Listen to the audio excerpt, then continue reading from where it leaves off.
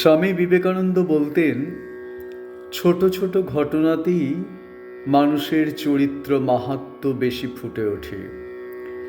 মায়ের মাতৃরূপটিও উজ্জ্বলতর হয়ে উঠেছে এই রকম অসংখ্য প্রাত্যহিক ঘটনায়। উদ্বোধনে মায়ের কাছে এসেছেন এক মহিলা ভক্ত, সঙ্গে তার শিশুকন্যা। কন্যাটি মায়ের কম্বলে মায়ের কাছে শুয়েছিল। একসময় কম্বলটি নোংরা করে ফেলে।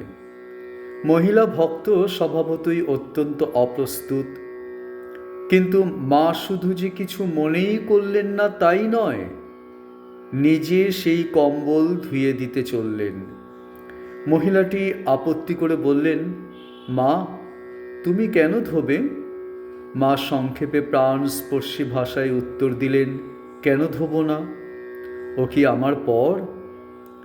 জনৈক যুবক সন্তান ডান হাতের আঙ্গুল কেটে ফেলেছেন, বাঁ হাতে চামচ দিয়ে অতি কষ্টে খাচ্ছেন। মা দেখে আর স্থির থাকতে পারলেন না, নিজে হাতে তাকে খাইয়ে দিলেন।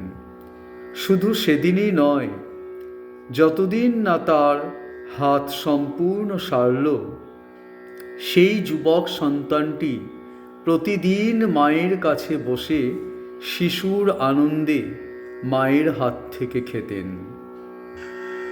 মা এসেছেন মোদের কি আর ভাবনায় আছে ভাই, মা এসেছেন মোদের কি আর ভাবনায়